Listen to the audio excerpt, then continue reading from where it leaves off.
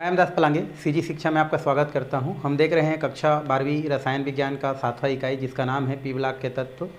और इससे पहले हमने बहुत सारा टॉपिक क्लियर कर चुके हैं जिसमें बहुत सारे टॉपिक इंपॉर्टेंट है आपके परीक्षा के दृष्टिकोण से।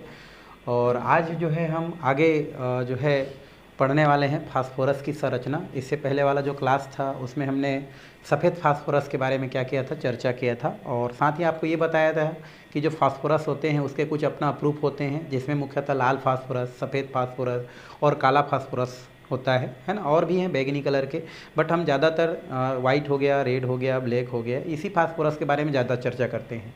इससे पहले वाला जो क्लास था उसमें हमने सफ़ेद फास्फोरस के बारे में चर्चा किया था। सफ़ेद फास्फोरस किस प्रकार से बनता है, कैसा उसका भौतिक गुण है, कैसा उसका रासायनिक गुण है ना। तो ये हम इससे पहले वाले क्लास में देख चुके थे। आज हम उस सफ़ेद फास्फोरस के थोड़ा सा संरचना की क्या करते हैं, बात करते हैं कि सफ़ेद फास्फोरस में किस प्रकार की क्या होती है संरचना आपको देखने को मिलती है।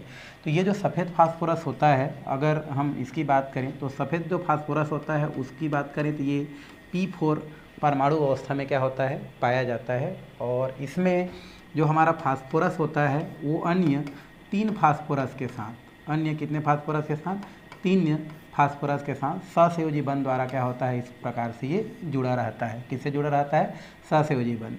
तो यहाँ पर बोल सकते हैं कि जो सफ़ेद फास्फोरस होता है उसका अगर हम परमाणुकता देखें तो 4 होता है, और एक जो फास्फोरस होता है वो अन्य 3 फास्फोरस से सहसंयोजी बंध द्वारा क्या होता है, आपका जुड़ा होता है। और प्रत्येक फास्फोरस पर अगर हम संकरण की बात करें तो यहाँ पर जो संकरण होता है वो कैसा होता है, आपका sp3 होता है। और बॉन्ड एंगल की अगर हम बात करें फास्फोरस के बीच तो इसमें बॉन्ड एंगल कितना होता है, आपका 60 अंश का क्या करता है, शो करता है। तो इस तरीक़ा से आपका फास्फोरस की संरचना बनता है। तो सफ़ेद फास्फोरस में आप चाहेंगे तो क्या करना चाहेंगे, लिखना चाहेंगे तो लिख सकते हैं। इसे प्रश्न तो पूछता नहीं है तो आप लिख सकते हैं, क्या लिख सकते हैं, सफ़ेद फास्फोरस में या सफ़ेद फास्फोरस जो होता है वो चतुर्थ परमाणुक होता है।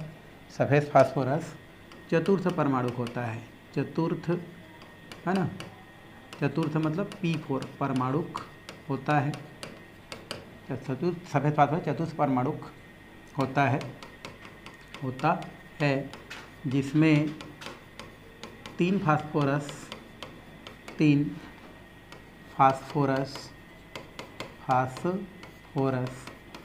अन्य 3 फास्फोरस के साथ सहसंयोजी बंध द्वारा बंधा होता है तथा प्रत्येक फास्फोरस पर संकरण sp3 होता है, तथा प्रत्येक फास्फोरस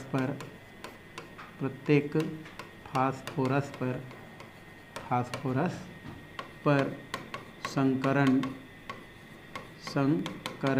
sp3 होता है। इसमें कार्बन चतुष्फलक के रूप में क्या होते हैं, इसमें फास्फोरस चतुष्फलक के रूप में व्यवस्थित होते हैं। इसमें फास्फोरस चतुष्फलक की कोने पर व्यवस्थित रहते हैं, या चतुष्फलक के रूप में व्यवस्थित रहते हैं या व्यवस्थित होते हैं। तो इस तरीके से आप देख रहे हैं कि हमारा जो क्या होता है, जो सफ़ेद फास्फोरस होता है उसमें आपका 4 परमाणुक होता है। और ये जो 4 परमाणुक होता है उसमें प्रत्येक जो फास्फोरस होता है वो अन्य 3 फास्फोरस से, जैसे ये ऊपर वाला फास्फोरस की बात करें तो एक इधर से, एक इधर से और एक इधर से, उसी प्रकार इसकी बात करें तो ऊपर, नीचे और इससे। तो इस प्रकार से प्रत्येक जो फास्फोरस होता है, आपको जितना फास्फोरस दिख रहा है वो अन्य 3 फास्फोरस से कौन से बंध से भाई, हमारा सहसंयोजी बंध से क्या होता है, ये जुड़ा रहता है। और एक चतुष्फलक के रूप में क्या होता है, आपको दिखाई देता है। तो कैसा रूप में होता है, ये चतुष्फल की अवस्था में क्या होता है, आपको दिखाई देता है या देखने को मिलता है। और इसमें फास्फोरस में अगर 2 कोण की बात करें तो ये 60 अंश को क्या करता है, प्रदर्शित करता है। तो यही आपका सफ़ेद फास्फोरस की संरचना को क्या करता है, प्रदर्शित करता है। और इसमें कुछ पढ़ने की ज़रूरत नहीं है। अगर आपसे प्रश्न मान लो पूछ देता है कि सफ़ेद फास्फोरस की संरचना बताइए, तो आप बताना भी सफ़ेद फास्फोरस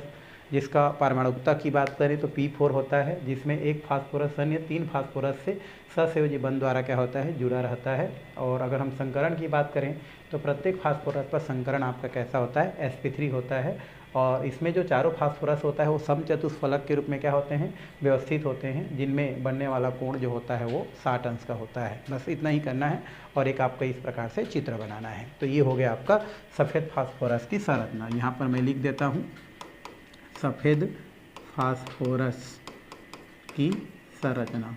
ठीक है, सफ़ेद फास्फोरस की क्या है, संरचना हो गया। अब हम चलते हैं थोड़ा सा स्फुरदीप्त सफ़ेद फास्फोरस की।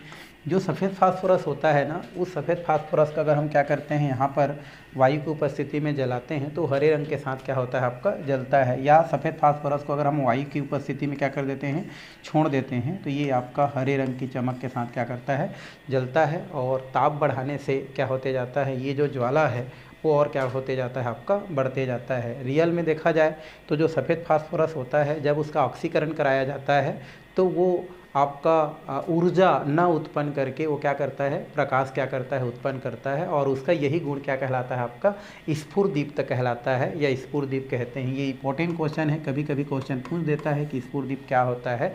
तो जब हम क्या करते हैं, सफ़ेद फास्फोरस को क्या करते हैं, जलाते हैं, है ना, या उसको ऑक्सीजन की उपस्थिति में रखते हैं, तो क्या करता है, आपका हरे रंग की चमक के साथ जलता है। और जो कि ताप बढ़ाने पर उसका जो ज्वाला है और क्या होते जाता है, बढ़ते जाता है। देखा ये गया है कि जो सफ़ेद फास्फोरस होता है, जब उसका ऑक्सीकरण कराया जाता है तो ऊर्जा, है ना, उत्पादन के रूप में प्रयोग ना हो करके वो क्या करता है, प्रकाश उत्पन्न करने में क्या करता है, ज़्यादा प्रकाश उत्पन्न करता है। ऊर्जा उत्पन्न ना करके हम बोल सकते हैं प्रकाश उत्पन्न करने में वो ज़्यादा अपना वो करता है, ज़्यादा प्रकाश उत्पन्न करता है। और उसका ये जो गुण होता है वही स्फुरदीप्त के नाम से जाना जाता है, जिसे थ्योरी के रूप में क्या किया जा सकता है भाई, लिखा जाता है। तो लिख सकते हैं हम लोग यहाँ पर थ्योरी के रूप में अगर हम लिखना चाहें तो लिख सकते हैं कि सफ़ेद फास्फोरस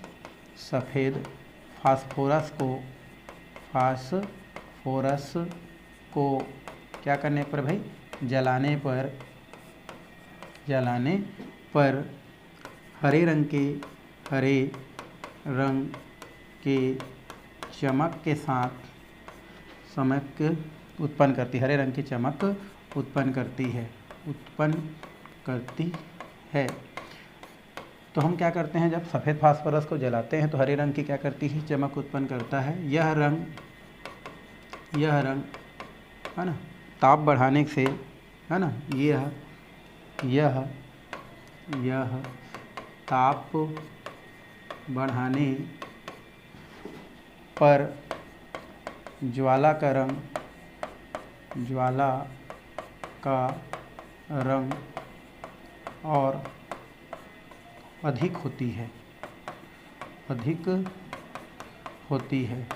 और बढ़ती है। सफ़ेद फास्फोरस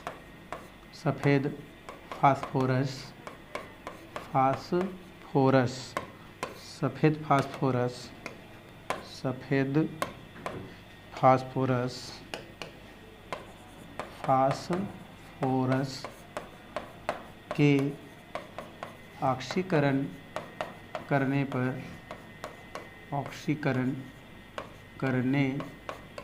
पर ऊर्जा उत्पन्न न करके क्या करने पर, ऑक्सीकरण करने पर फास्फोरस ऊर्जा के रूप में उत्पन्न न होकर प्रकाश के रूप में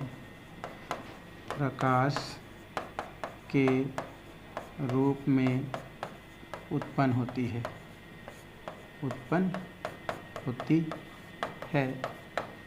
फास्फोरस का यह गुण स्फुरदीप्त के नाम से कहलाती है। तो यह उत्पन्न होकर के प्रकाश के रूप में उत्पन्न होती है। यह गुण स्फुरदीप्त के नाम से जानी जाती है। स्फुरदीप्त, है ना, या इसे स्फुरदीप्त कहते हैं। यह गुण स्फुरदीप्त के नाम से जानी जाती है,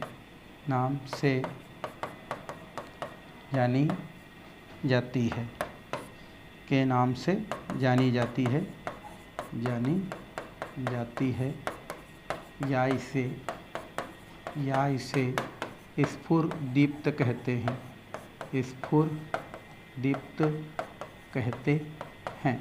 तो इस तरीक़ा से आप स्फुरदीप्त को क्या कर सकते हैं, समझा सकते हैं। यदि हम क्या करते हैं, सफ़ेद फास्फोरस को क्या करते हैं भाई, अगर हम जलाते हैं तो जलाने से कौन सा रंग उत्पन्न करता है, ये हरे रंग उत्पन्न करता है। हरे रंग के चमक के साथ क्या करती है, जलती हुई उत्पन्न करती है। और ताप बढ़ा दिया जाए तो ज्वाला का जो रंग है, अर्थात जो ज्वाला उत्पन्न हो रहा है, वो और बढ़ती जाती है। और ये देखा गया है कि सफ़ेद फास्फोरस का अगर हम ऑक्सीकरण कराते हैं तो ऑक्सीकरण कराने से फास्फोरस ऊर्जा के रूप में उत्पन्न होकर के क्या होती है, ज़्यादा प्रकाश के रूप में उत्पन्न होती है। और यही उसका कौन सा गुण कहलाती है, आपकी स्फुरदीप्त या स्फुरदीप्ति के गुण या स्फुरदीप्त के नाम से जानी जाती है। तो कभी कभी ये क्वेश्चन आपको पेपर में क्या की जा सकती है, पूछी जा सकती है भाई। तो ये हो गया आपका सफ़ेद फास्फोरस से रिलेटेड कुछ बातें। चलिए हम आगे जो लाल फास्फोरस है इसके पास क्या करते हैं, हम लोग चलते हैं कि लाल फास्फोरस क्या होता है, उसको हम क्या करते हैं आगे देखते हैं। तो आगे हमारा क्या दिया है भाई, लाल फास्फोरस है ना। ऐसा नहीं कि लाल फास्फोरस का फार्मूला दूसरा होगा, यही इसका भी फार्मूला कैसा होता है आपका पी ही होता है, बट इसका कलर कैसा होता है आपका लाल रंग का होता है। और ऐसा भी नहीं है कि इसको अलग से बनाया जाता है। रियल में जो सफ़ेद फास्फोरस होता है वो सफ़ेद फास्फोरस ही क्या करते हैं, वायुमंडल से क्रिया करके या वायुमंडल में उपस्थित ताप दाब की स्थिति में क्या हो जाता है, वो दूसरे रूप में परिवर्तित हो जाता है। और फिर उसी को हम क्या करते हैं, सफ़ेद फास्फोरस ना बोल के लाल फास्फोरस बोलते हैं। जैसे यहाँ पर क्या होता है, जो सफ़ेद फास्फोरस होता है, सफ़ेद हमारा क्या होता है, जो फास्फोरस जो होता है, उस सफ़ेद फास्फोरस को अगर हम कुछ ताप पर क्या कर देते हैं, गर्म कर देते हैं आयोडीन की उपस्थिति में, ठीक है, तो वो लाल फास्फोरस में परिवर्तित हो जाता है। तो यहाँ पर हम क्या लिख देते हैं, सफ़ेद फास्फोरस, सफ़ेद फास्फोरस। अब हम क्या करते हैं, यहाँ पर क्या ले लेते हैं हम लोग, एक तो ले लेते हैं आयोडीन, जिसको आप तो देखे हैं आयोडीन, ठीक है, आयोडीन के बारे में सुने हैं। तो ये हमारा क्या होता है, आयोडीन होता है। और लगभग यहाँ पर हम कितना करते हैं, 540 क्या करते हैं, केल्विन करते हैं, और उस ताप पर क्या करते हैं, गर्म करते हैं। तो सफ़ेद फास्फोरस किसमें कन्वर्ट हो जाता है भाई, लाल फास्फोरस जो होता है उसमें क्या हो जाता है, आपका परिवर्तित हो जाता है। तो यहाँ पर हम क्या लिख देते हैं, लाल फास्फोरस यहाँ पर लिख देते हैं, ठीक है। ये हमारा कौन सा हो गया, लाल फास्फोरस। तो लाल फास्फोरस के बारे में ज़्यादा कुछ कहानी नहीं है भाई। लाल फास्फोरस का भी फार्मूला पी ही होता है, परमाणु क्रमांक वही होता है जो पहले हम लोग देखे हैं। अंतर बस इतना है कि सफ़ेद जो फास्फोरस होता है, अगर उसको हम लोग 540 केल्विन ताप पर आयोडीन की उपस्थिति में क्या करते हैं, गर्म कर देते हैं, तो वो जो है लाल फास्फोरस में क्या हो जाता है, परिवर्तित हो जाता है। तो जो भी स्थिति आपको देखने को मिलता है वो सिर्फ क्या होता है, ताप में परिवर्तन की वजह से ही होता है, जिससे एक रूप से वो दूसरे रूप में हो जाता है। जैसे अगर हम ही क्या करें, अगर हम छाँव में रहते हैं तो हमारा जो है रंग थोड़ा सा अलग रहता है, और अगर हम मेहनत के लिए जाते हैं कंटिन्यू तो हमारा कलर क्या हो जाता है, चेंज हो जाता है। मतलब हम ही लोग क्या हो जाते हैं, जब थोड़ा सफ़ेद रहते हैं कुछ काम की वजह से क्या हो जाते हैं, काला हो जाते हैं, मतलब हमारा रूप क्या हो जाता है, चेंज हो जाता है। आदमी वही है, आदमी वही है, और आपका क्या हो जाता है, रंग में चेंज आने की वजह से हम उसको जो है काला कह सकते हैं। कुछ वजह से उस वजह से उससे कुछ गुण में भी क्या आ जाता है, परिवर्तन आ जाता है, भौतिक गुण में, है ना। भौतिक गुण तो चेंज होगा ना, पहले गोरा था अब क्या हो गया, हमारा काला हो गया, तो साथ से साथ उसका और कुछ गुण चेंज हो सकता है, तो वो चेंज हो सकता है। तो वैसे ही होता है सफ़ेद फास्फोरस को अगर हम क्या करते हैं, आयोडीन की उपस्थिति में 540 केल्विन ताप पर अगर गर्म करते हैं तो लाल फास्फोरस में क्या हो जाता है, कन्वर्ट हो जाता है। और इसके बारे में और कुछ ज़्यादा जानकारी नहीं है, बस इतना ही है। अब देखते हैं कि उस फास्फोरस के, लाल फास्फोरस के कौन कौन से क्या होते हैं, आपके गुण होते हैं, वो हम क्या करने वाले हैं, अभी देखने वाले हैं। तो लाल फास्फोरस के गुण भी आपके पहले सफ़ेद जैसे जो होते हैं उससे थोड़ा सा अलग होते हैं, लगभग उसी टाइप के होते हैं। ये हम क्या करने वाले हैं, अभी देखने वाले हैं। वैसे लाल फास्फोरस कैसा होता है आप देखेंगे होंगे, मैं शुरू में भी बताया था, जो माचिस होता है उस माचिस के ऊपरी भाग में जो लाल रंग का आपका क्या होता है, जिसके रगड़ से आपका क्या होता है, चिंगारी उत्पन्न होता है, वो आपका लाल फास्फोरस होता है, जो कम हानिकारक होता है, ठीक है। तो चलिए भौतिक गुण के पास चलते हैं। भौतिक गुण तो वही है जो आपके बुक में लिखा है, वैसे ही करते हैं। तो ये जो लाल फास्फोरस होता है वो गंधहीन, कठोर लाल रंग का क्रिस्टली क्या होता है, ठोस होता है। आपका जो लाल फास्फोरस होता है उसमें कोई खुशबू नहीं होता है, कोई गंध नहीं होता है।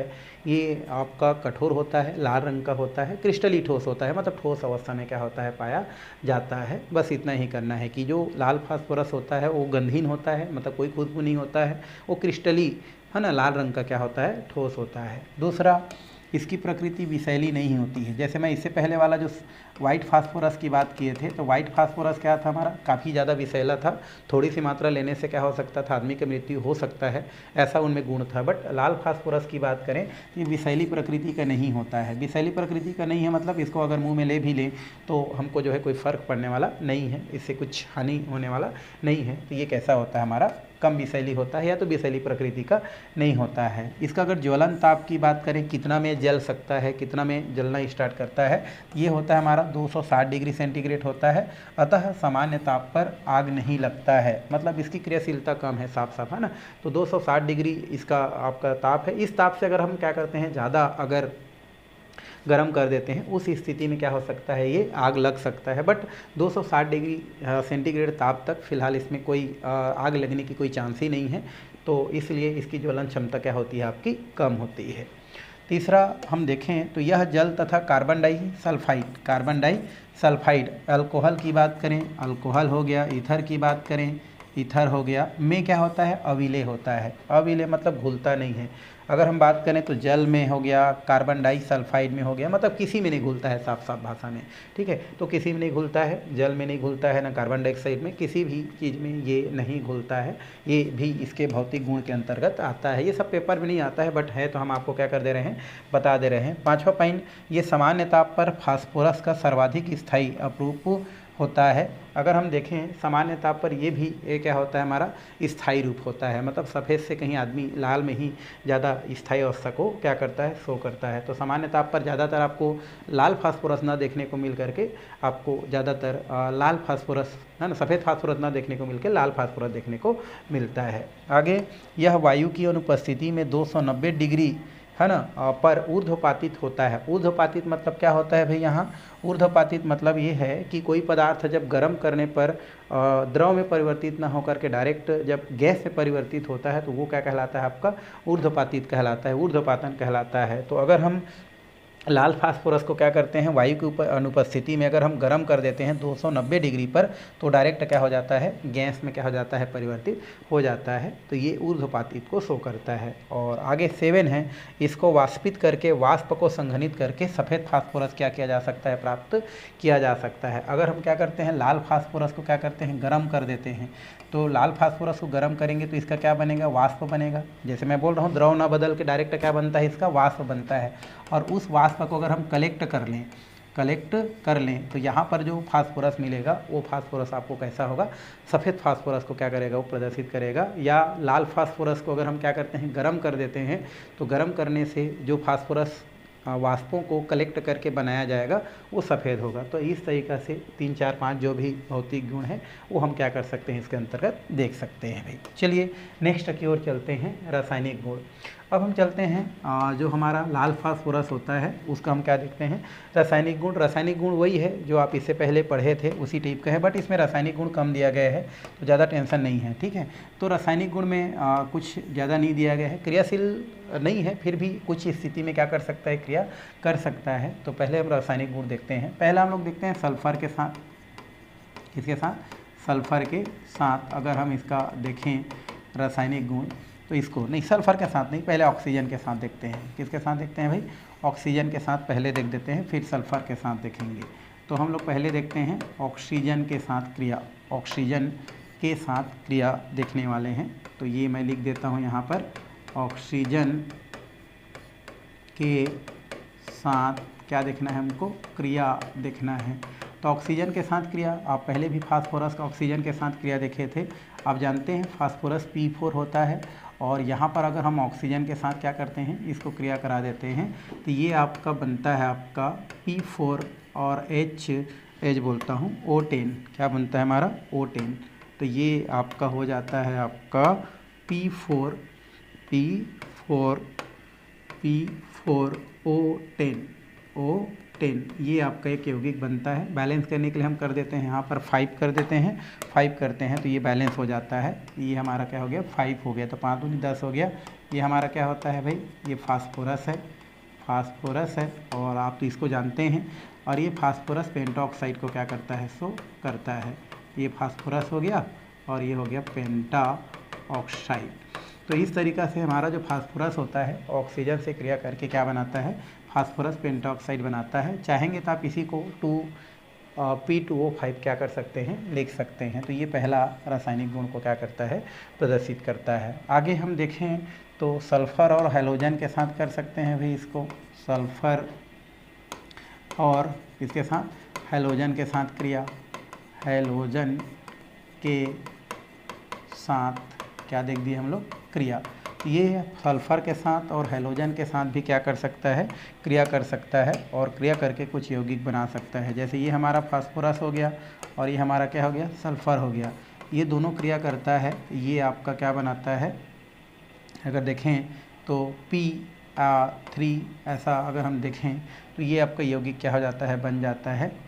अगर हम देखें फास्फोरस, तो ये फास्फोरस 16 नंबर का है, तो इसको हम लोग उल्टा करते हैं, ये बन जाएगा आपका ऐसा करके P2 और ये क्या बनता है हमारा S3 क्या हो जाता है, प्राप्त हो जाता है। यहाँ पर बैलेंस कर देते हैं तो ये दो ने कितना हो जाता है हमारा, 4 हो जाता है और यहाँ पर कितना हो जाता है आपका, 3 हो जाता है। तो इस प्रकार से फास्फोरस क्या करता है आपका, किसके साथ क्रिया करता है, सल्फ़र, क्योंकि फास्फोरस होता है वो नाइट्रोजन परिवार का होता है और सल्फ़र जो होता है वो ऑक्सीजन परिवार का होता है। इनकी संयोजकता आपको देखा जाए तो अंतिम में 6 है, तो 2 संयोजकता दिखाता है और ये 3 संयोजकता दिखाता है।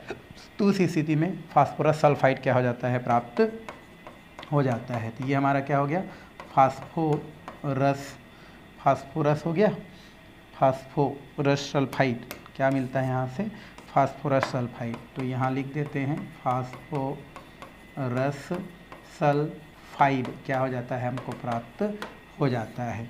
तो जब हम फास्फोरस को किसके साथ क्रिया कराते हैं, सल्फ़र के साथ क्रिया कराते हैं, तो फास्फोरस सल्फाइड प्राप्त होता है। इसी प्रकार अगर हम आगे देखें तो हम हैलोजन के साथ भी क्या कर सकते हैं, क्रिया करा सकते हैं। वैसे हैलोजन होता क्या है आपको पता है, हैलोजन मतलब 17वें समूह के तत्वों को बोलते हैं, हम लोग पहले चर्चा किए हैं।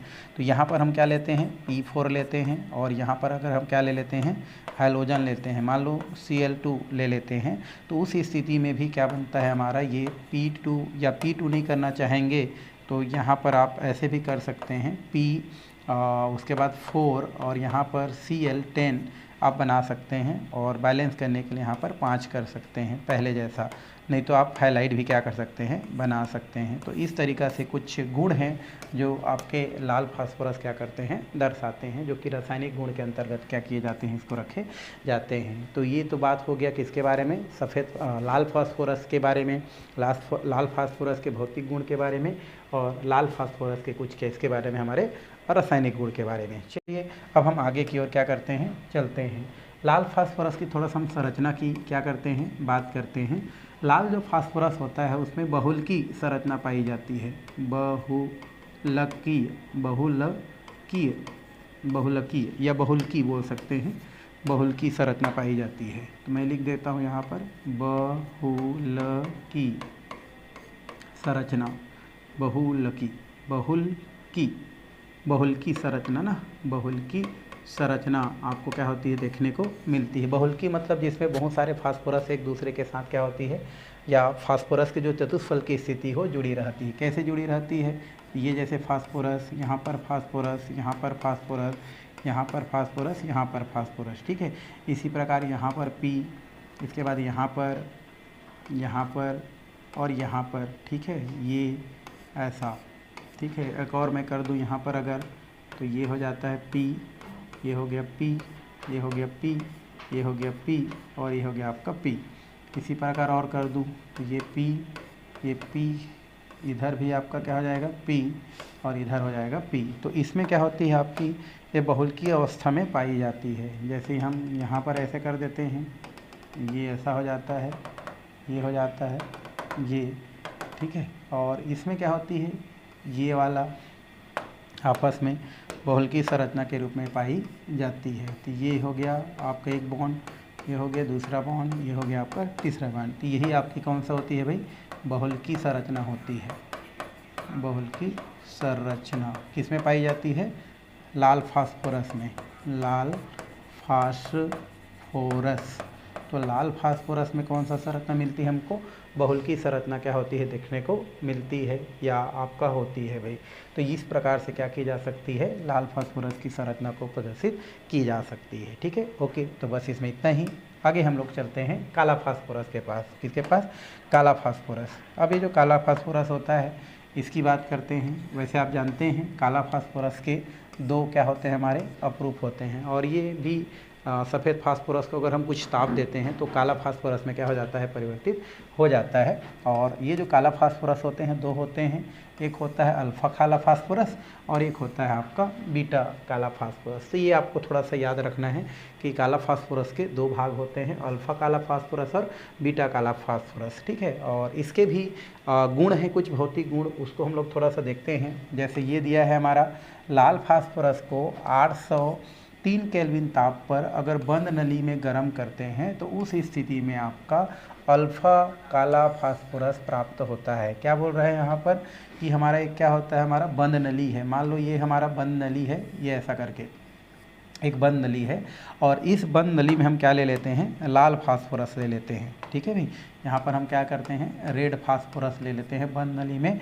और उसको फिर कितना ताप पर, हमारा 803 केल्विन ताप दिया है हमारा, 803 केल्विन ताप पर क्या करते हैं, गर्म करते हैं। 803 केल्विन मतलब बहुत ज़्यादा है हमारा, तो इतने ताप पर क्या करते हैं, जब गर्म करते हैं, किसको गर्म करते हैं, लाल फास्फोरस को बंद नली के अंदर, तो फिर वो जा कर के फिर उतने ताप तक गर्म करते हैं तो किस में कन्वर्ट हो जाता है, हमारा काला फास्फोरस में क्या हो जाता है, कन्वर्ट हो जाता है, या हमको काला फास्फोरस क्या हो जाता है, प्राप्त हो जाता है। उसी प्रकार अगर हम क्या करते हैं, सफ़ेद फास्फोरस ले लेते हैं और उसको अक्रिय वातावरण, अक्रिय वातावरण मतलब जिसमें हम बोल सकते हैं कोई क्रिया ना हो, ऐसे वातावरण में अगर 473 केल्विन ताप पर और 1200 वायुमंडलीय दाब पर अगर हम क्या करते हैं, गर्म करते हैं, तो उस स्थिति में हमारा जो क्या होता है, जो फास्फोरस मिलता है उसे बीटा फास्फोरस के नाम से जाना जाता है। कहने का मतलब ये है कि अगर हम सफ़ेद फास्फोरस लेते हैं, ये हमारा हो गया कौन सा, सफ़ेद फास्फोरस, ये वाइट वाला हो गया, और इस वाइट वाला हमारा जो क्या होता है, जो फास्फोरस होता है, अगर उसको हम लोग क्या करते हैं, 473 केल्विन लगभग 200 डिग्री सेल्सियस ताप पर और 1200 एटीएम जो दाब होता है, इस पर क्या करते हैं, गर्म करते हैं, तो यहाँ से जो फास्फोरस मिलता है वो क्या होता है, हमारा बीटा फास्फोरस को क्या करता है, ये दर्शाता है, बीटा फास्फोरस होता है। उसी प्रकार इसमें अगर हम बात करें तो हमारा क्या होता है, जो फास्फोरस जो कैसा होता है, हमारा जो रेड होता है, अगर इसको बंद नली में क्या करते हैं हम लोग, लगभग 803 केल्विन ताप पर क्या करते हैं, गर्म करते हैं, तो यहाँ से जो फास्फोरस मिलता है उसे हम लोग जो है अल्फ़ा, है ना, ब्लैक फास्फोरस कहते हैं। ये ब्लैक लिखना भूल गए थे हम लोग, ब्लैक फास्फोरस, और यहाँ पर जो मिलेगा वो कैसा होगा, आपका अल्फ़ा, ये हो जाएगा यहाँ पर अल्फ़ा ब्लैक, है ना, फास्फोरस क्या हो जाता है, प्राप्त हो जाता है। तो अगर आप लाल को गर्म करेंगे तो आपका अल्फ़ा फास्फोरस मिलेगा, और अगर सफ़ेद फास्फोरस को गर्म करेंगे तो कौन सा मिलेगा, हमारा जो है बीटा फास्फोरस प्राप्त होता है। और जैसे यहाँ पर दिया भी है हमारा, सफ़ेद फास्फोरस को अगर इतने केल्विन ताप पर 1200 एटीएम ताप पर गर्म करें तो ये आपका बीटा काला फास्फोरस क्या होता है, प्राप्त होता है। तो इस तरीक़ा से इसको क्या किया जा सकता है, समझाया जा सकता है। चलिए, और भी कुछ बातें बताए गए हैं गुण में, और ये इस बार दिया गया है, इसमें धात्विक चमक पाई जाती है। किसमें, आपका जो काला फास्फोरस होता है उसमें धात्विक चमक पाई जाती है, और इसको भी ऊर्ध्वपातित की जा सकती है भाई। ऊर्ध्वपातित मतलब गर्म करके उसको सफ़ेद फास्फोरस में क्या की जा सकती है, परिवर्तित की जा सकती है। तो तीसरा पॉइंट हमारा ये है कि जो काला फास्फोरस होती है उसमें धात्विक चमक पाई जाती है, मतलब चमकती है, कहने का मतलब हमारा जो काला फास्फोरस है, और इसको भी गर्म करके डायरेक्टली गैस में परिवर्तित करके सफ़ेद फास्फोरस प्राप्त की जा सकती है। चौथा, चूँकि इसमें इसको उच्च दाब पर बनाई जाती है, अतः यह भी अत्यधिक क्या होती है, बहुलीकृत होती है और इसकी भी दोहरी परत बनी होती है, मतलब प्रत्येक फास्फोरस परमाणु आपस में जुड़ी होती है और टेढ़ी मेढ़ी श्रृंखला होती है इसमें, और इस कारण से फास्फोरस सबसे क्या होती है, निष्क्रिय होती है। क्योंकि हमारा ये जो काला फास्फोरस होती है वो अधिक ताप पर बनाई जाती है, जैसे 800 हम लोग क्या बोल रहे हैं, 6-7 केल्विन बोल रहे हैं, 473 केल्विन बोल रहे हैं। तो काला फास्फोरस चूँकि अधिक हमारा ताप पर, अधिक दाब पर बनाई जाती है, तो इस वजह से इनकी अगर हम क्रियाशीलता की बात करें तो फिलहाल तो ये क्या होती है, निष्क्रिय होती है, कोई क्रिया में भाग नहीं लेती है। और इसमें भी बहुल की संरचना आपको देखने को मिलती है, ये भी बहुलीकृत संरचना की क्या होती है, आपकी पाई जाती है, बट वो थोड़ा सा टेढ़ी मेढ़ी संरचना को क्या करती है, प्रदर्शित करती है, मतलब ऊपर नीचे दाएं बाएं जैसे भी है वो आपको देखने को मिलती है। और इसकी बात करें तो ये भी देखें तो ये कार्बन डाइसल्फाइड में क्या होती है, आपकी विलय होती है।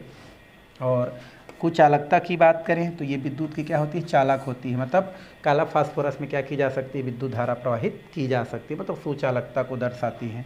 और लास्ट इसको 400 डिग्री तक जो है फिलहाल वो जलती नहीं है, जैसे इससे पहले वाला जो था वो आपका 260 डिग्री था, ये 400 डिग्री तक फिलहाल इसको हम जला नहीं पाएंगे, मतलब इसकी ज्वलनशीलता बहुत क्या होती है, आपकी कम होती है। तो इस तरीक़ा से जो भी भौतिक गुण है उसको क्या की जा सकती है, इस प्रकार से बताई जा सकती है। भाई इसमें और कुछ समझाने वाला चीज़ नहीं है, वही चीज़ है जो आपके बुक में लिखा है, तो वो हम यहाँ पर थोड़ा सा आपको क्या कर दिए, बता दिए। चलिए आगे हम कुछ और इसके बारे में चर्चा करते हैं। आगे है हमारा फास्फोरस के हमको थोड़ा सा उपयोग देखना है। ऑल फास्फोरस है, हमने सफ़ेद फास्फोरस देख लिया, और देखो रासायनिक गुण नहीं देख रहे हैं ना काला फास्फोरस, क्योंकि वो खुद बोल रहा है कि जो काला फास्फोरस होता है वो जो है बहुत ज़्यादा निष्क्रिय होता है, मतलब किसी के साथ कोई क्रिया नहीं करती है, इसलिए उसकी कोई रासायनिक गुण नहीं है। यहाँ पर हम डायरेक्ट जो भी फास्फोरस पढ़े हैं, अल्फ़ा, बीटा और हमारा जो गामा है, इसके बारे में क्या करने वाले हैं, अभी देखने वाले हैं। तो फास्फोरस जो होता है, इस फास्फोरस के बहुत सारा क्या दिया है, आपका उपयोग दिया है, और ये जो उपयोग है, ये उपयोग आपका क्या होता है हमारा, चाहे वो लाल फास्फोरस हो, चाहे वो सफ़ेद फास्फोरस हो, चाहे वो काला फास्फोरस हो, सबका यहाँ पर उपयोग दिया गया है। पहला इसमें दिया गया है, वो दिया है आपका दिया सलाई।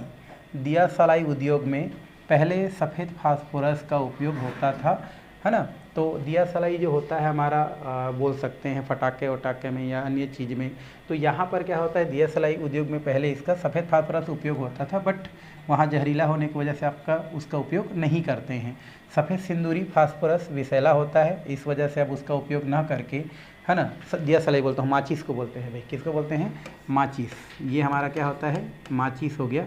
तो माचिस जो होता है इसमें पहले हम किसका प्रयोग करते थे, सफ़ेद फास्फोरस का प्रयोग करते थे। माचिस आपने देखा होगा, माचिस क्या होता है, इस प्रकार जो ऊपर साइड में रहता है, तो वहाँ पर सफ़ेद फास्फोरस का क्या करते थे, पहले उपयोग करते थे, बट बहुत ज़्यादा विषैला होने के कारण, अधिक विषैला होने के कारण अब फिलहाल उसका उपयोग नहीं करते हैं, ठीक है। बल्कि उसके जगह आप किसका प्रयोग करते हैं भाई, लाल फास्फोरस का या सिंदूरी फास्फोरस ट्राइसल्फाइड का उपयोग करते हैं या प्रयोग किया जाता है। तो आजकल हम जो है दिया सलाई अर्थात जो माचिस है उसके जो जिसमें रब करते हैं हम लोग, जिससे आग लगता है, तो उसमें पहले सफ़ेद फास्फोरस का उपयोग किया जाता था, बट वो विषैला होने की वजह से, है ना, अगर मान लो कोई कुछ धोखा से अगर उसको जीभ से चख ले या कुछ कर ले तो उसमें गड़बड़ था, इसलिए आजकल उसका उपयोग ना करके लाल फास्फोरस का उपयोग करते हैं। जैसे मैं आपको शुरू में बताया हूँ, कुछ जो लाल फास्फोरस होता है वो आपका क्या होता है, माचिस के ऊपरी भाग में जिसमें रगड़ से चिंगारी उत्पन्न होता है, उनमें आपको देखने को मिलता है। तो पहले उसका उपयोग नहीं होता था, बट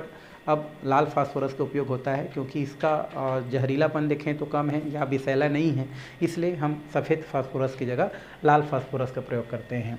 उसके अलावा फास्फोरस ब्रांज दिया गया है हमारा, ये सब बनाने में, मिश्र धातु बनाने में प्रयोग किया जाता है, जैसे फास्फोरस, कापर, स्टीनस के मिश्र धातु इत्यादि में भी इसका क्या किया जाता है, उपयोग किया जाता है। उसके अलावा इसका उपयोग देखें तो अग्नि हो गया, अग्नि बम जो होता है, धूम्रपट होता है। उसके अलावा आतिशबाजी, आतिशबाजी मतलब फटाका बनाने में बोल सकते हैं, धूम्रपट मतलब जहाँ से कोहरा निकलता है, ये सब भी चीज़ में क्या किया जाता है, आपका जो आपका फास्फोरस होता है उसका क्या किया जाता है, उपयोग किया जाता है भाई।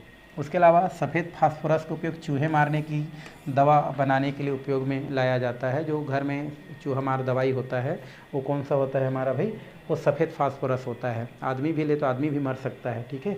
ओके, तो ये हमारा क्या होता है, सफ़ेद फास्फोरस का उपयोग चूहे मार दवाई में इसका प्रयोग किया जाता है। और एक लास्ट इसमें दिया है इसका उपयोग में, वो है यौगिक के निर्माण में कौन कौन से यौगिक बन सकता है। तो ये हमारा हाइपोफास्फाइड, ये औषधि में प्रयुक्त तो होता है। उसके अलावा फास्फोरस के क्लोराइड जैसे फास्फोरस पेंटाक्लोराइड, फास्फोरस ट्राइक्लोराइड इत्यादि क्या होता है आपका, यहाँ से यौगिक बनाया जाता है। फास्फोरस अम्ल बनाते हैं, आगे हम फास्फोरस अम्ल के बारे में पढ़ने वाले हैं। तो ये सब बनाने में क्या किया जाता है, फास्फोरस का क्या किया जाता है, उपयोग किया जाता है। तो ये तो हो गया आपका क्या है भाई, उपयोग। चलिए हम आगे पॉइंट की ओर क्या करते हैं, चलते हैं, ठीक है। ओके, आगे हमारा दिया है फास्फोरस की यौगिक। क्या दिया है हमारा, ये फास्फोरस की हमारा दिया गया है यौगिक। जैसे आपने नाइट्रोजन की यौगिक देखा था, नाइट्रोजन में जैसे आपने नाइट्रिक अम्ल देखा था, अमोनिया देखा था, वैसे अभी फास्फोरस के क्या दिया है, कुछ यौगिक दिया गया है। और इसमें पहला जो यौगिक दिया है वो है फास्फिन। क्या है हमारा, फास्फिन। और फास्फिन का फार्मूला होता है PH3।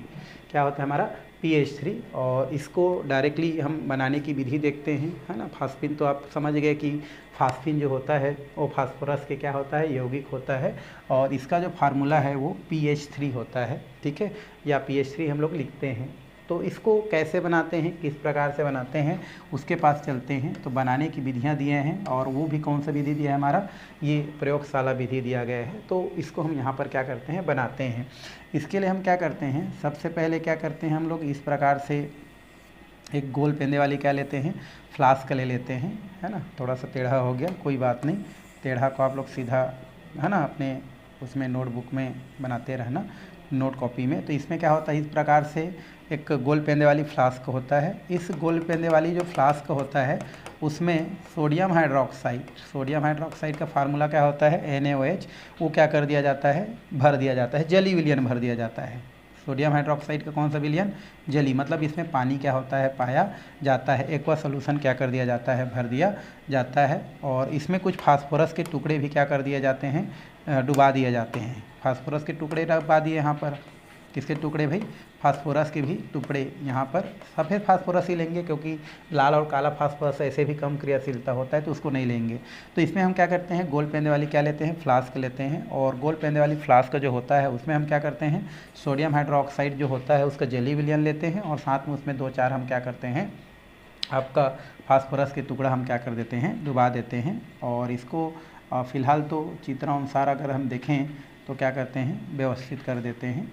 तो ये हमारा क्या होता है, चित्रानुसार अगर हम क्या करना चाहेंगे, तो व्यवस्थित करना चाहेंगे तो चित्रानुसार हम क्या कर सकते हैं, व्यवस्थित कर सकते हैं। नहीं तो फिर हम डायरेक्टली नीचे क्या कर देते हैं, इसमें हम लगा देते हैं आपका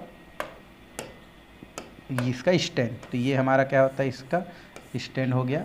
इस प्रकार से हम क्या कर सकते हैं, स्टैंड यहाँ पर रख सकते हैं। ये आपका इसका रखने का हो गया हमारा, ठीक है। और नीचे हमारा क्या होता है, थोड़ा सा बर्नर का क्या करते हैं, उपयोग करते हैं, जो कि गर्म करने में क्या आता है, काम आता है। उसके अलावा इसमें हम क्या करते हैं, 2 निकास नली, एक हमारा कोई पदार्थ डालने के लिए हमारे यूज करते हैं यहाँ पर, ठीक है। जैसे हम लोग यहाँ पर क्या करते हैं, ये आपका एक नली हो गया, जहाँ से आपका कुछ अक्रिय वातावरण उत्पन्न करने के लिए कुछ गैस यहाँ से क्या किया जाता है, प्रवाहित किया जाता है। जैसे कार्बन डाइऑक्साइड और तेल गैस बोल सकते हैं, ठीक है, ये प्रवाहित करते हैं। आगे यहाँ से क्या होता है, एक और निकास नली क्या होता है, आपका निकला रहता है। और ये डायरेक्ट इसका जो संपर्क होता है, वो संपर्क किससे होता है, हमारा पानी से क्या होता है, हमारा जो भरे पात्र होता है, इससे इसका संपर्क आपको दिखाई देता है। तो यहाँ से क्या होता है भाई, ये पानी से भरा क्या होता है, हमारा पात्र होता है। ये पानी से भरा पात्र है, ये क्या है, हमारा पानी है। तो इसमें पानी से भरा पात्र होता है। और ऊपर कुछ इस प्रकार से क्या बनता है, कॉर्टेक्स बनता है, वलय क्या होता है आपका, बनता है। ये क्या होता है हमारा भाई, कॉर्टेक्स वलय होता है। तो इस प्रकार से हम क्या कर सकते हैं, चित्र को बना सकते हैं। और भी आप सुंदर चित्र बना सकते हैं, फिलहाल तो ऐसा ही चित्र है, ठीक है।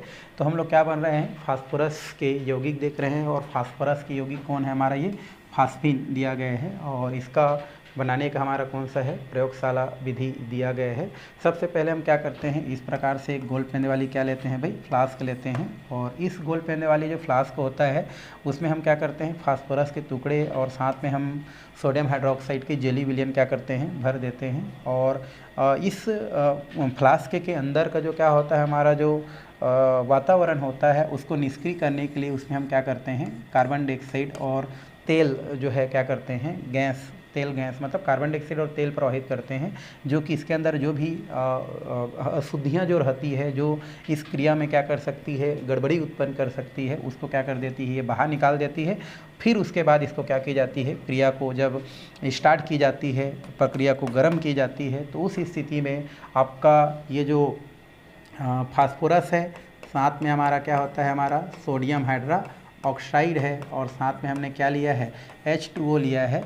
ये सब क्या करती है, आपस में क्रिया करती हैं, और क्रिया करने के बाद ये आपका 3Na है ना, उसके अलावा H2PO2 है ना, सोडियम हाइपोफॉस्फाइड, और आपका क्या बनाती है, PH3, जिसको क्या नाम से जानी जाती है भाई, फॉस्फिन के नाम से क्या की जाती है, जानी जाती है, प्राप्त होती है। और इस तरीक़ा से क्या हो जाती है, आपका बन जाती है। तो हम क्या बोल रहे हैं कि जो फास्फिन होती है, फास्फिन बनाने के लिए गोल पेंदे वाली फ्लास्क में क्या की ली जाती है भाई, एक तो ली जाती है फास्फोरस, ये क्या ली जाती है, फास्फोरस, और साथ में ली जाती है सोडियम हाइड्रोक्साइड की जेली विलियन, सोडियम हाइड्रोक्साइड की जेली विलियन ली जाती है। और फिर इसके अंदर जो भी हमारा क्या होता है, अक्रिय वातावरण उत्पन्न करने के लिए कार्बन डाइऑक्साइड और तेल को क्या की जाती है, एक नली के माध्यम से उस गोल पेंदे वाली फ्लास्क के अंदर प्रवाहित की जाती है। प्रवाहित करने के पश्चात जैसे ही वातावरण अक्रिय युक्त हो जाती है, फिर उसको बर्नर की सहायता से जब क्या की जाती है, इसके मिक्सचर को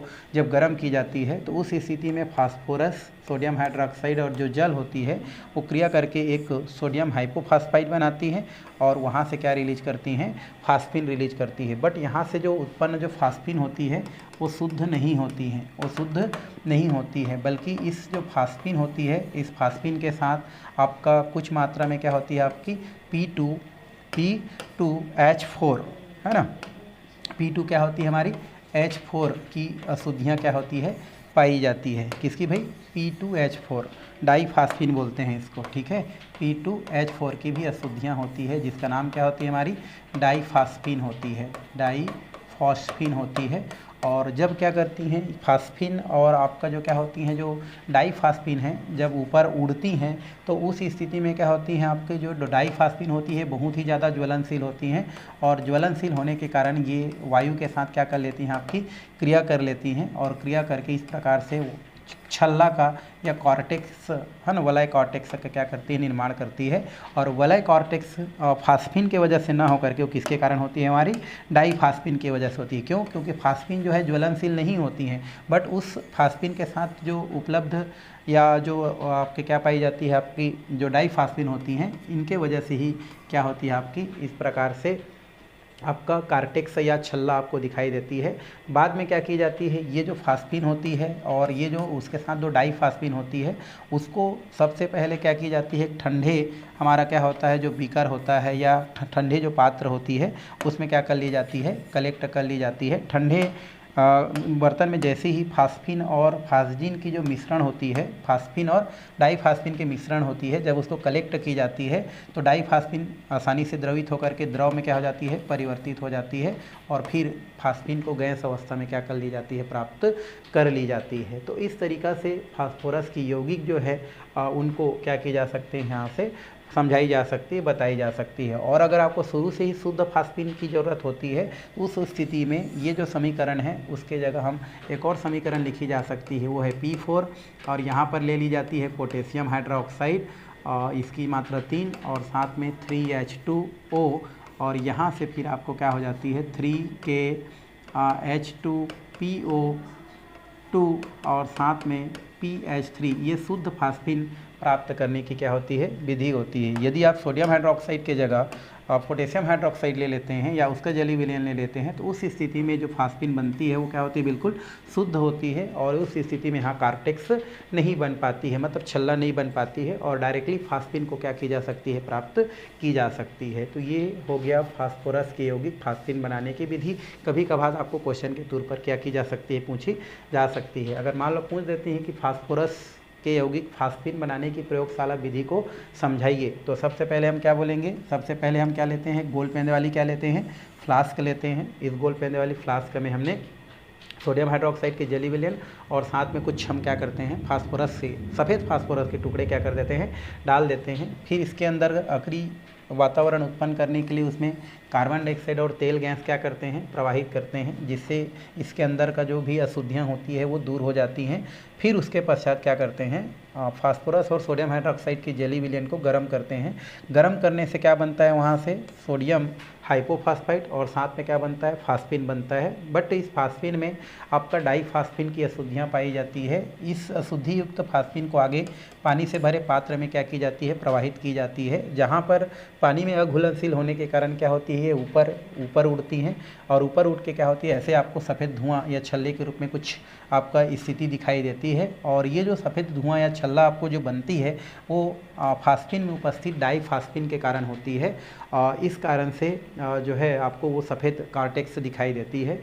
यदि आपको क्या होती है, शुद्ध फास्फिन की आवश्यकता होती है तो उस स्थिति में क्या होती है, आपकी ये जो फास्फिन और डाइफास्फिन की जो मिक्सचर होती है उसको एक ठंडे पात्र में क्या की जाती है, प्रवाहित की जाती है, जहाँ पर डाइफास्फिन द्रव में परिवर्तित हो जाती है और फास्फिन क्या हो जाती है, आपको गैस जार में प्राप्त हो जाती है। अगर आपको डायरेक्टली अगर शुद्ध फास्फिन की आवश्यकता होती है तो उस स्थिति में सोडियम हाइड्रोक्साइड का प्रयोग न करके पोटेशियम हाइड्रोक्साइड उपयोग में लाई जाती है और इस तरीक़ा से डायरेक्टली फास्फिन क्या की जा सकती है, प्राप्त की जा सकती है। तो ये तो हो गया प्रयोगशाला विधि, जहाँ पर जो फास्फिन है इस फास्फिन को क्या की जा सकती है भाई, प्राप्त की जा सकती है, बनाई जा सकती है।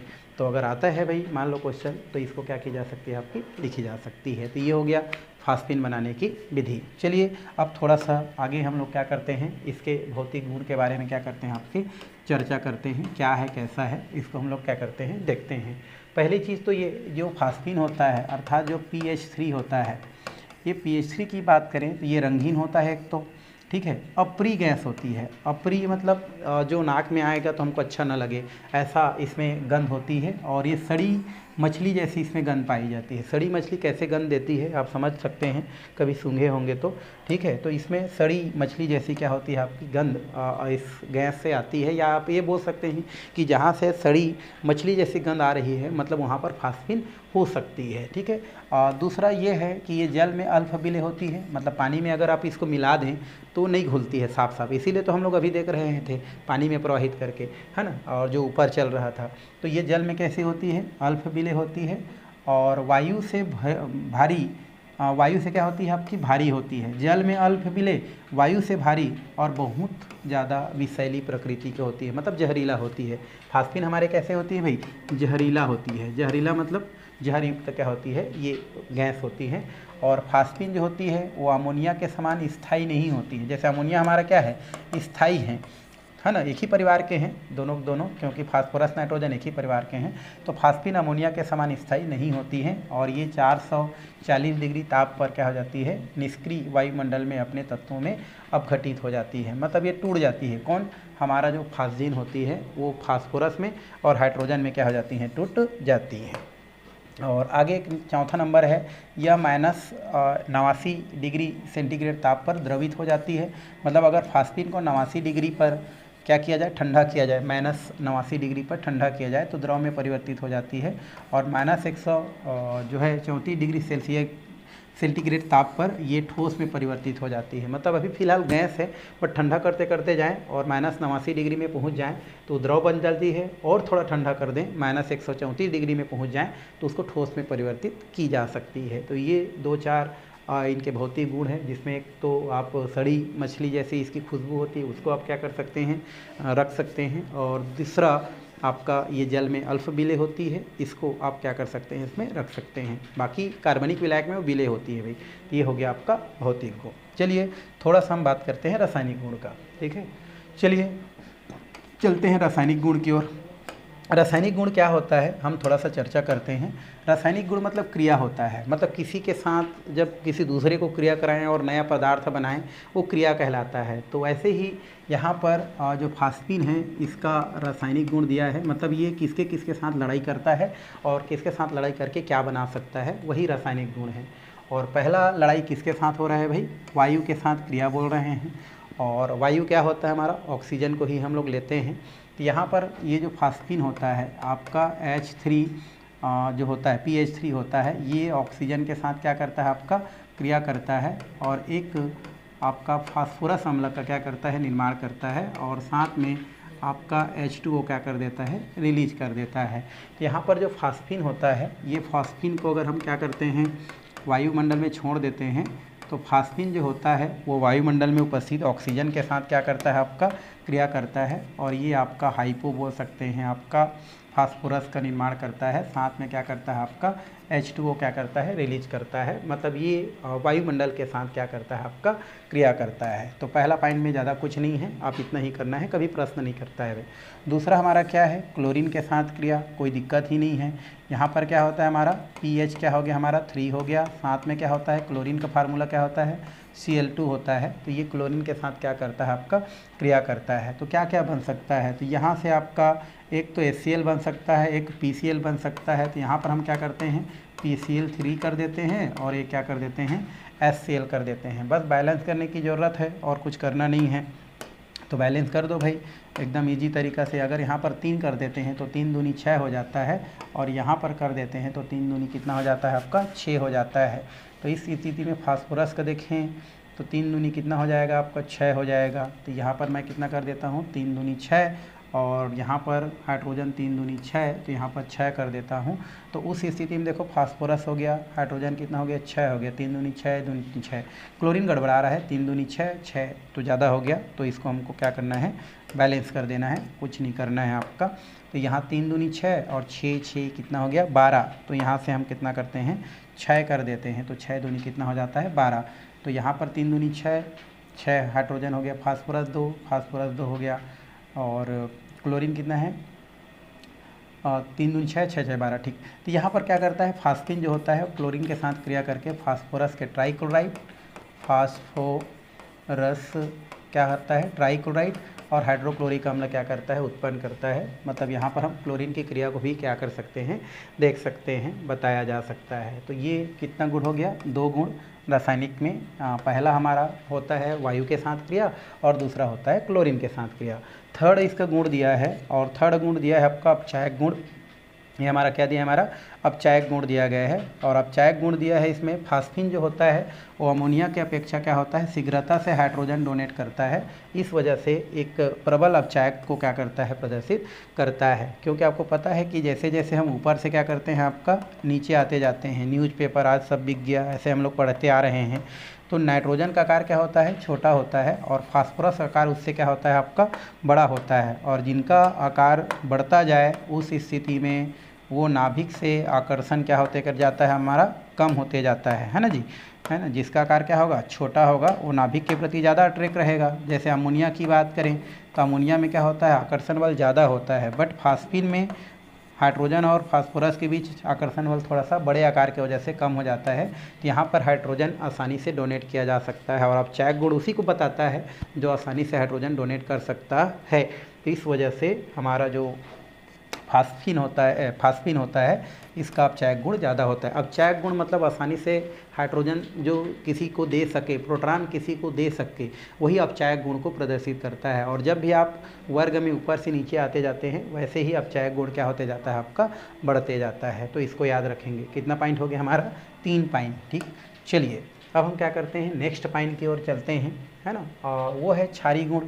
कौन सा गुण भाई हमारा क्षारीय गुण। क्षारीय गुण क्या है हमारा अमोनिया का क्षारीय गुण होता है। क्यों? क्योंकि जो अमोनिया बोलता हूँ फास्फिन जो होता है, फास्फिन में कौन सा गुण क्षारीय गुण होता है। वजह ये होता है कि जो फास्फिन होता है उसके पास एक लोन पेयर ऑफ इलेक्ट्रॉन क्या होता है पाया जाता है। जैसे नाइट्रोजन के पास अमोनिया में होता था वैसे ही यहाँ पर फास्फिन में भी एक लोन पेयर ऑफ इलेक्ट्रॉन पाया जाता है। और जो लुईस जो साइंटिस्ट है उनका कहना है कि जिनके पास लोन प्यारा प्लेक्टान होता है वो लुईस क्षार को प्रदर्शित करता है। तो ये हमारा कैसा क्षार है भाई, हमारा लुईस क्षार है। कौन? फास्फिन। अब ये जो लुईस क्षार है और इसके क्षारकता का अगर गुण दर्शाना है तो यहाँ पर इसको एक अम्ल से क्या करते हैं हम लोग, क्रिया करा देते हैं। तो यहाँ पर एक अम्ल है हाइड्रोक्लोरिक अम्ल, क्या दिया है हमारा, हाइड्रोक्लोरिक अम्ल। तो चलिए उसके साथ हम क्या करते हैं, उसको क्रिया कराते हैं। तो ये हो जाएगा PH3, इसके पास लोन प्यारा प्लेक्टान है, और HCl आपको पता है कि इसमें हाइड्रोक्लोरिक जो अम्ल होता है इसमें Cl का जो विद्युत ऋणात्मकता होता है वो ज़्यादा होता है, और ज़्यादा होने की वजह से साझेक इलेक्ट्रॉन युग्म को अपनी ओर क्या कर लेता है, वो आकर्षित कर लेता है। ठीक है, ये सब आपका पहले हम बता चुके हैं।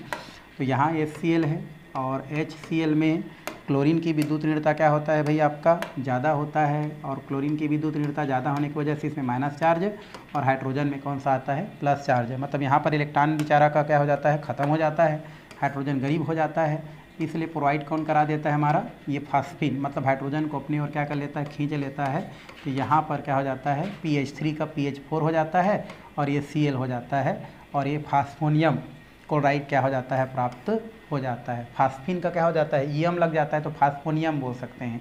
तो ये फास्फोनियम क्लोराइड क्या होता है, प्राप्त होता है। चूँकि हमारा ये क्या है, हमारा अम्ल है, और ये क्या है, हमारा लुईस क्षार है। तो क्षार का पता लगाने के लिए हम क्या करते हैं, उसको अम्ल के साथ क्रिया करा देते हैं, और अम्ल के साथ क्रिया करके क्या प्राप्त करते हैं हम लोग, लवण प्राप्त करते हैं। और इससे ये सिद्ध होता है कि हाँ, जो फास्फिन होता है उसमें क्षारीय गुण क्या होता है, आपका पाया जाता है। तो इस तरीक़ा से हम क्षारीय गुण को क्या कर सकते हैं, यहाँ से बता सकते हैं। चलिए अब घटन की ओर चलते हैं। अब घटन मतलब होता है टूटना, है ना, टूटना मतलब होता है अब का टूटना। यहाँ पर क्या होता है, हमारा pH क्या होता है, 3 होता है, और जब इसको हम लोग गर्म करते हैं, मान लो गर्म करने से ही टूट रहा है, तो फिर से किस में टूट जाता है, P4 में टूट जाता है, और हाइड्रोजन गैस क्या कर देता है, रिलीज कर देता है। भाई जिससे बना है उसी में क्या हो जाता है, ये टूट जाता है। तो यहाँ पर फास्फिन किससे किससे बना था हमारा, हाइड्रोजन से और फास्फोरस से। तो जैसे हम क्या करते हैं, गर्म करते हैं, टूट जाता है। बस बैलेंस करने की ज़रूरत है, कुछ नहीं है। यहाँ पर 4 कर देते हैं, 4 3 7 हो जाता है, मतलब 4 3 12 हो जाता है, तो यहाँ 6 कर देते हैं। तो इस तरीक़ा से हमारा जो फास्फिन होता है, जब उस फास्फिन को क्या किया जाता है, गर्म किया जाता है, तो उस स्थिति में क्या होता है, वो अपने परमाणु में अर्थात P4 में टूट जाता है, और 6 H2O अर्थात H2 में क्या कर जाता है, टूट जाता है। अर्थात इसमें अपघटन भी होता है, ये आपको देखने को मिलता है। आगे दिया है हमारा नाइट्रिक अम्ल के साथ क्रिया, किसके साथ, नाइट्रिक अम्ल। और नाइट्रिक अम्ल आप इससे पहले क्या कर चुके हैं, आप पढ़ चुके हैं, तो ज़्यादा दिक्कत नहीं जाएगा। तो यहाँ पर हम क्या करते हैं, ये हो जाता है आपका PH3, और साथ में क्या हो जाता है हमारा HNO3, इसको क्या बोलते हैं हम लोग, नाइट्रिक अम्ल। और ये नाइट्रिक अम्ल के साथ क्रिया करके कुछ कुछ यौगिक क्या कर सकता है, आपका बना सकता है, बनाता है। तो बहुत सारा यौगिक आपका बन सकता है, फास्फोरस अलग हो सकता है, नाइट्राइड अलग हो सकता है। तो इसको हम लोग थोड़ा सा क्या करते हैं, करके देखते हैं क्या क्या बन सकता है, क्या नहीं बन सकता। जैसे फास्फिन है, इसका नाम क्या है भाई हमारा, फॉस्फिन। तो फास्फिन दिया है, नाइट्रिक अम्ल के साथ क्रिया कराएं, तो ये तो हम क्या कर सकते हैं, H3PO3 फास्फोरिक अम्ल क्या कर सकते हैं, बना सकते हैं। साथ में हम क्या बना सकते हैं, नाइट्रोजन के डाइऑक्साइड बना सकते हैं। साथ ही साथ यहाँ पर हाइड्रोजन है, तो हम पानी भी क्या कर सकते हैं, यहाँ से बना सकते हैं। तो कुछ चीज़ यहाँ से बनता है। हम यहाँ पर बोल सकते हैं कि जब हम क्या करते हैं, फास्फिन को अगर नाइट्रिक अम्ल के साथ क्रिया कराते हैं, तो फास्फोरस, हाइड्रोजन और ऑक्सीजन करके फास्फोरिक अम्ल बना सकता है। इसको हम लोग 4 भी कर सकते हैं, ऐसा बात नहीं है। तो यहाँ पर हम क्या करते हैं, मान लो ये फास्फोरिक अम्ल बनाता है, नाइट्रोजन डाइऑक्साइड बनाता है, और वाटर का मॉलिक्यूल्स क्या करता है, यहाँ पर क्लियर करता है। तो इस तरीक़ा से ये कुछ यौगिक क्या करता है, यहाँ से रिलीज करता है। बैलेंस बहुत ज़्यादा में होता है, तो हम लोग इतना अभी इसमें नहीं करते रहेंगे। तो ये इस प्रकार से नाइट्रिक अम्ल की क्रिया से ये कुछ यौगिक क्या होता है, प्राप्त होता है। कितना पॉइंट हो गया भाई, 6 पॉइंट। चलिए नेक्स्ट पॉइंट की ओर हम चलते हैं। एक है हमारा योगात्मक यौगिक। योगात्मक मतलब होता है जुड़ना। क्या होता है हमारा, जुड़ना। तो किसके साथ जुड़ेगा, तो किसी के भी साथ जुड़ेगा। जैसे यहाँ पर दिया है एल्युमिनियम क्लोराइड, एल्युमिनियम क्लोराइड जो होता है उसके साथ अगर हम क्या कर दें, फास्फिन का क्या कर दें, क्रिया करा दें, तो उस स्थिति में क्या हो जाता है, ये दोनों जुड़ करके एक योगात्मक यौगिक बनाता है। कैसे, तो ये Al3 और ये हो जाता है आपका PH3। यही आपका क्या कहलाता है, आपका योगात्मक यौगिक होता है। योगात्मक क्या होता है भैया, हमारा यौगिक होता है। तो इस प्रकार से ये एल्युमिनियम ट्राइक्लोराइड नहीं बोलते हैं, एल्युमिनियम क्लोराइड बोलते हैं, ठीक है, डायरेक्ट ट्राइक्लोराइड नहीं लगाना है। तो यहाँ पर योगात्मक यौगिक मतलब फास्फिन जो होता है, फास्फिन क्या करता है, आपका एल्युमिनियम क्लोराइड के साथ जुड़ जाता है और जुड़ करके आपका क्या बनाता है, एक योगात्मक यौगिक का निर्माण करता है। आपको पता होगा एल्युमिनियम क्लोराइड लुईस अम्ल होता है। क्या होता है हमारा, लुईस अम्ल है, ये लुईस अम्ल है भाई, लुईस अम्ल होता है। और ये तो आप जानते हो लुईस क्षार है, लुईस क्या है हमारा, क्षार है। तो इस प्रकार से ये लुईस क्षार है और लुईस अम्ल है, जम गया है ना, योगात्मक यौगिक बना लिया। क्यों लुईस अम्ल होता है, क्योंकि इसके पास एक लोन पैरा इलेक्ट्रॉन की कमी होता है और इनके पास एक लोन पैरा इलेक्ट्रॉन ज़्यादा होता है। तो जिनके पास लोन पैरा इलेक्ट्रॉन होता है वो लुईस क्षार होता है और जिनके पास लोन पैरा का इलेक्ट्रॉन का कमी होता है वो लुईस अम्ल होता है। ऐसा लुईस कहता है और हम लोग भी मानते हैं, ठीक है। तो कितना पॉइंट हो गया हमारा, 7 पॉइंट हो गया, ठीक है। ओके, अब हम थोड़ा सा एक लास्ट पॉइंट देखते हैं, ये है फास्फाइड का निर्माण। फास्फाइड का हमारा क्या होता है, निर्माण होता है। तो आप जो है इसको कापर सल्फेट के साथ क्रिया करके कुछ क्या कर सकते हैं, बना सकते हैं। जैसे यहाँ पर दिया गया है आपका A नंबर और यहाँ पर दिया है CuSO4, ये होता है कापर सल्फेट। और इस कापर सल्फेट के साथ अगर हम क्या करते हैं, फास्फिन का क्रिया कराते हैं तो क्या क्या बन सकता है उसको देखते हैं भाई, ठीक है। तो ये हो गया CuSO4 और साथ में क्या होता है हमारा PH3। तो ये दोनों आपका क्रिया करते हैं, कौन कौन सा हमारा, इस प्रकार से Cu और ये। तो इस स्थिति में क्या बन सकता है हमारा Cu2 और Cu2 हो गया 3 करते हैं, क्योंकि इसका संयोजकता कितना होता है हमारा भाई, 3 होता है। तो Cu3 और ये क्या हो जाता है P2, ये कापर फास्फाइड बना देता है। क्या बनाता है हमारा, कापर फास्फाइड। तो यहाँ पर लिख सकते हैं हम लोग कापर फास्फाइड बनाता है। और क्या क्या बन सकता है उस स्थिति में, तो यहाँ पर हम लोग क्या करते हैं, 3 दूनी 6 करते हैं, तो उस स्थिति में भी गड़बड़ है। और फास्फोरस यहाँ 2 कर देते हैं, तो यहाँ पर हम क्या करते हैं, 3 दूनी अगर 6 करते हैं और SO4 करते हैं तो 3 दूनी 6 तो हो गया, बट सल्फेट हमारा कितना लेना पड़ेगा, यहाँ पर 3 लेना पड़ेगा, तब जा कर के ठीक रहेगा। तो ये हमारा हो गया 3, तो कापर कितना हो जाएगा हमारा 3 है, ठीक है, ठीक ठाक हो गया। तो इस तरीक़ा से कापर फास्फाइड और सल्फ्यूरिक अम्ल क्या होता है, प्राप्त होता है। तो इस तरीक़ा से हम क्या कर सकते हैं, जितने भी रासायनिक गुण हैं उस रासायनिक गुण को हम क्या कर सकते हैं, बता सकते हैं, बताया जा सकता है। तो ये तो हो गया फास्फिन बनाने की विधि, फास्फिन के भौतिक गुण, फास्फिन के रासायनिक गुण। लास्ट में आता है फास्फिन का उपयोग। फास्फिन का क्या देखेंगे हम लोग, उपयोग। तो फास्फिन की अगर हम उपयोग की बात करें तो एक तो धूम्रपट में इसका उपयोग किया जाता है हमारा, धूम्रपट है ना, मतलब यहाँ पर कोहरा वोहरा निकालना है तो यहाँ पर हम धूम्रपट में कर सकते हैं, धूम्रपट निर्माण में क्या करते हैं, इसका उपयोग करते हैं। धूम्रपट निर्माण में इसका उपयोग किया जा सकता है। क्यों, क्योंकि हम क्या करते हैं, जब जो फास्फिन होता है जब बनाया जाता है तो उस स्थिति में क्या होता है, डाईफास्फिन के वजह से कार्टेक्स से बनता है, तो उसमें हम धूम्रपट निर्माण में क्या कर सकते हैं, इसका उपयोग कर सकते हैं। और दूसरा जो कहीं कोई फंसे हुए हैं, मान लो कहीं जंगल वंगल में या किसी जगह में, तो वहाँ पर सिग्नल के रूप में हम क्या कर सकते हैं, प्रयोग कर सकते हैं। जहाज़ों में सिग्नलों के रूप में ना, जहाज़ों में जो सिग्नल होता है इसके रूप में कर सकते हैं, सिग्नल के रूप में क्या किया जा सकता है, इसका उपयोग किया जा सकता है। क्योंकि ये काफ़ी धुआं देता है, तो इस वजह से कहीं अगर कोई फंसा हुआ है तो वहाँ पर हम क्या कर सकते हैं, जहाज़ों में सिग्नल, मतलब कहीं फंसा है तो वहाँ पर जब इसको जला देते हैं तो उस स्थिति में वहाँ से धुआं काफ़ी ज़्यादा निकलता है, तो पता चल जाता है हाँ वहाँ पर कोई आदमी क्या हुआ है, आपका फंसा हुआ है। इस प्रकार से हम क्या कर सकते हैं, उसको कर सकते हैं। और एक लास्ट है इसमें, वो है फास्फिन की संरचना। थोड़ा सा हम लोग बात करते हैं इसके बारे में, ठीक है। तो यहीं पर मैं बता देता हूँ आपका फास्फिन की संरचना, ठीक है भाई। तो यहाँ पर लिख दो फास्फिन की क्या देखेंगे हम लोग, संरचना देखेंगे। और फास्फिन की संरचना में ज़्यादा कुछ वो नहीं है, आसानी से आप बना सकते हैं, आप जानते भी होंगे फास्फिन की संरचना।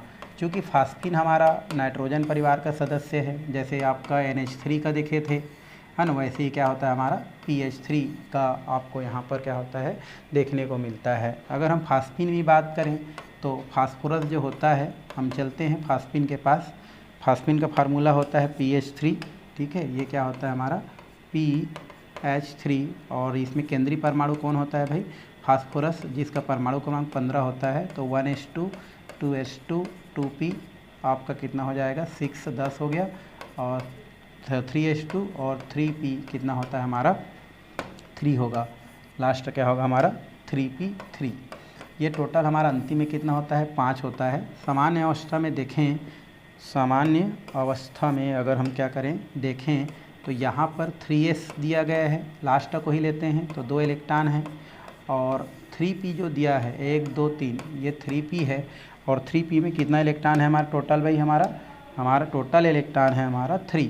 तो 1 2 एंड 3, 3 जगह खाली है ऑलरेडी, 3 जगह खाली है, मतलब 3 हाइड्रोजन इसमें जुड़ सकता है। तो पहला हाइड्रोजन, इसके बाद दूसरा हाइड्रोजन, और इसके बाद होता है तीसरा हाइड्रोजन, ठीक है।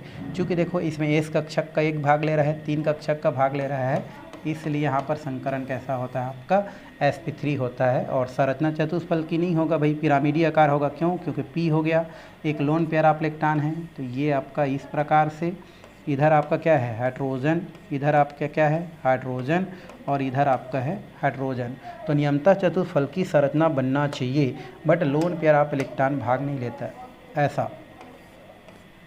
तो नियमतः चतुष्फलकी बनना चाहिए, बट लोन पेयर आप इलेक्ट्रॉन जो है बंद बनाने में भाग नहीं लेता है, इसलिए इसकी संरचना कैसा बनता है हमारा पिरामिडीय संरचना बनता है। कैसा बनता है भाई ये पिरामिडी संरचना बनता है। और बॉन्ड एंगल की बात करें तो लगभग 94 अंश का क्या बनाता है ये बॉन्ड एंगल बनाता है। कितने अंश का 94 अंश का, ठीक है भाई, 94 अंश का यहाँ पर बॉन्ड एंगल बनाता है। तो इस प्रकार से आप क्या कर सकते हैं फास्फिन की जो संरचना है उसको आप क्या कर सकते हैं बता सकते हैं, ठीक है भाई। ठीक है, तो आज का जो क्लास है वो हम फिलहाल यहीं पर क्या करते हैं ख़त्म करते हैं। आने वाला जो क्लास है उसमें हम आगे का टॉपिक क्या करने वाले हैं देखने वाले हैं।